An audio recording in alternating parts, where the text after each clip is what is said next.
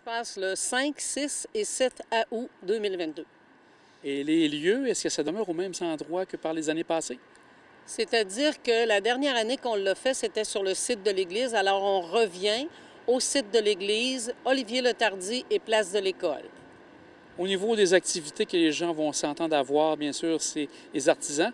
Qu'est-ce que vous pouvez nous dire de plus du côté des activités qu'on verra? Vendredi après-midi, la présidente d'honneur, avec ses amis, fera une toile avec toutes ses amies. Ça va être spectaculaire. On a vu un petit peu les croquis. Et cette toile-là va être mise en vente à l'Encan le vendredi soir, tout probablement. Et le samedi et dimanche, qu'est-ce qui se passe de particulier? Samedi et dimanche, bien, ce sont les artistes qui peignent. Samedi et dimanche. Ensuite, le samedi soir, bien, il y a le souper. Qui a lieu au Centre Olivier Letardy. C'est un michoui, ça coûte 45 $. Ceux qui veulent venir ont juste à m'appeler. Et le vendredi, bien, c'est le cocktail sur invitation. Le dimanche, bien, on va distribuer les prix coup de cœur et dévoiler le nom de la ou du prochain président de l'an prochain. Et vous parlez de la présidente de cette année. Qui est cette présidente d'honneur cette année? C'est Isabelle Desrochers. Isabelle fait des toiles avec des dames en chair grassettes. Alors, les gens aiment beaucoup ça. C'est super ce qu'elle fait. Est-ce qu'elle habite la côte de Beaupré? Elle est à Beauport, Isabelle.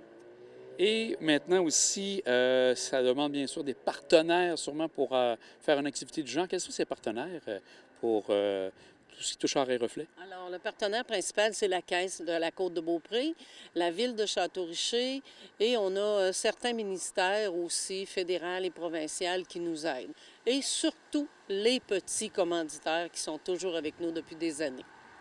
Au niveau des événements, bien sûr, c'est de voir les gens peindre. Est-ce que pour la famille, il y a des activités intéressantes aussi qui tournent autour? Non, malheureusement, pas pour la famille, mais beaucoup de personnes viennent avec leurs enfants, leur montrer qu'est-ce qui se passe. Les artistes sont intéressés à démontrer leurs choses, à expliquer ce qu'ils font.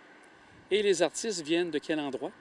Ah, mon Dieu, on en a de partout, de Montréal, d'un peu partout, Kamouraska. Je ne peux pas tout vous dire, là, mais il y en a un petit peu partout. Et on est maintenant rendu à quelle édition au niveau d'art et reflet maintenant? 28e. 28e édition, oui. Et vous comptez bien sûr vous rendre très loin là-dedans parce que ça va super bien. Est-ce que vous avez des nouveautés ou ça demeure sensiblement les mêmes choses? Pour l'instant, ça demeure sensiblement. Bien, comme vous savez, la dernière année, on a pris le virage vert. Alors, on ne donne pas de bouteilles d'eau aux artistes. On a donné des gourdes la dernière année. Il va y avoir des refroidisseurs d'eau. Les bouteilles qu'on va vendre, ils sont biodégradables au complet. Alors, on a pris le virage vert, on essaye d'éliminer le plastique.